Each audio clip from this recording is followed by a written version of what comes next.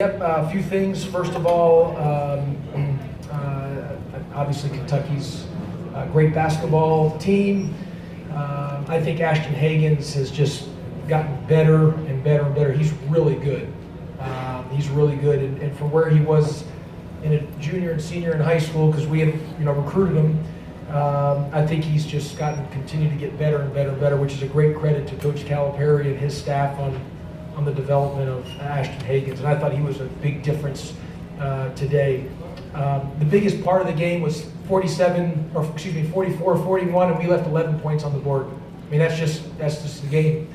And Michael DeVoe, who's been great all season for us for the most part, had one of the leading three-point shooters in the country, had 2 wide open threes, and he missed both. Khalid Moore had one that went in and out. Literally went down and out, and then Asante Price had a layup that we missed. That's 11 points, and when you're playing a really good team on the road, and with some of our, we're missing 2 of our better players with Jose Alvarado and Jordan Usher, you just don't have any margin for error not to score in those type of situations when you get those type of looks, and that was the game right there.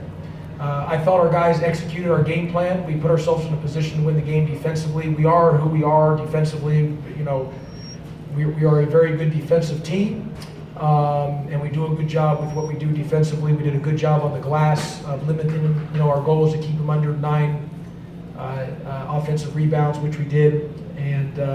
But we missed some threes in the second half. We missed some free throws, and Kentucky made their free throws, and that was the difference right there.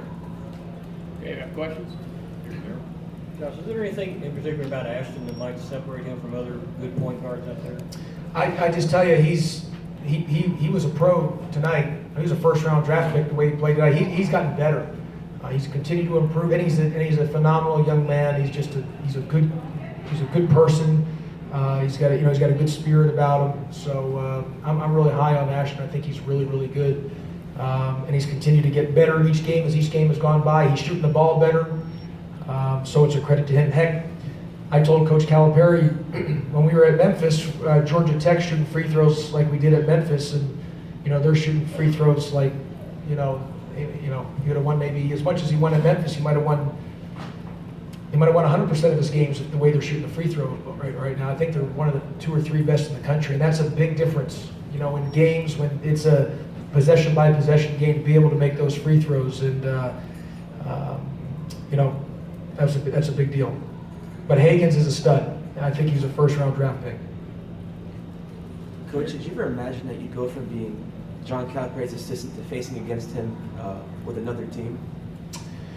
No, I mean, look, when I got the job at Memphis, the only reason I got the job at Memphis was because nobody wanted the job at Memphis, because nobody wanted to follow Coach Calipari at Memphis, because, he had the most wins in a 4-year period. His last 4 years, he won close to 95% of his games. So, when he left, I would just happen to be literally the last man standing. They had to hire somebody, and eventually they just asked me if I wanted the job. And but I was all set to come to Kentucky with Coach Cal, and so I was very fortunate. Look, I got really lucky. A door opened up. I was at the right place at the right time. I don't forget that. I understand an opportunity was there, and allowed me to have an opportunity to be able to coach at an incredible institution like at Memphis, and then to be able to recruit an incredible institution at Georgia Tech, and to be able to coach in the ACC. So I'm very fortunate and thankful and grateful, extremely grateful for Coach Cal for allowing me to come to his staff, which allowed me to get the job at Memphis. Josh, can you talk a little bit about James? And it just seems like he's in a funk and can't get out of it, and Richards actually did a really nice job on him tonight as well. Yeah, James, the better James will be is going to be better when our guards can continue to help James. James he's gotten better, obviously, from where he started, but he struggled last week a little bit, obviously, as we know, and he's gotten some foul trouble. He did have 3 block shots tonight. A couple times I thought on his fouls, he tried to make a couple home run plays, which put him in a position to get a silly foul. But for us to have success, we need James to be really good. And for us to have the success that we all want to have, we need Jose Alvarado and Jordan Usher when he's there to help us, because that will help James be able to maybe some things to get into the paint to free him up to get some easier baskets. But in the short term, until that happens, he's just got to be really effective. And the biggest thing is the turnover deal. You know, he had 3 again today, and we just got to be better about that in that area. Josh, can you talk a little bit about what maybe Keon Brooks provides for them coming off the bench? Yeah, Keon Brooks was solid, but you know, my whole thing is we followed the game plan. There was no issue. Ashton Hagens was the biggest difference in the game today was them making their free throws, but also that the 11 points we left on the board when we were 44-41 late in the second half or middle of the second. That's the game. And they got a bunch of good players. The 8 that played are all high-level guys. They're all going to play in the NBA, you know. But obviously, the guy that's a first-round surefire, first-round pick, I assume, is Ashton Hagens, and he was really, really good today. But we followed our game plan. We did our job, and we put ourselves in a position to win. There was that segment. There was 11 points left on the board, and when we don't have that margin for error, that's against a really good team like Kentucky. You're just not in a position to do that. Josh, do you remember your very first meeting with Cal? What you were thinking? Your impressions of him? Yeah, I mean, I knew Coach Calipari during recruiting and all that, and I really mean this. And a couple people, Mr. Tipton had called me, and John Hale, is he here? From there you are. Okay, he called me, and I said this, and I'm being dead serious. And I know he'll deny it, but when he retires, he will not go into TV. He will go for politics, and I really believe he's going to run. He was going to possibly run for the President of the United States, and if not that, he's going to go for a governor and senator. He can come up here and deny it, but mark my words. And he just, you know, he has that charisma, he has that energy to do it, and he's always been interested in it. And so I'm telling you, when he does it and he can deny it now, he will end up running for it. And I don't know which part or anything like that, but he's got that ability. He's a genius of a marketer. He's obviously a genius of a basketball coach. He's one of the greatest to ever do it, regardless of sport.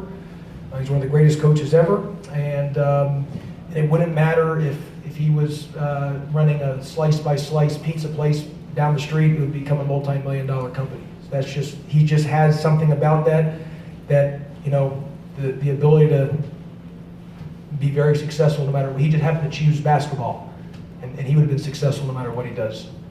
Josh, you have an offense where it feeds off the defensive energy, and in the second half you did a decent job of forcing turnovers, but there was a stretch where you made only 1 of 12 baskets. What was kind of the issue with translating those turnovers into points?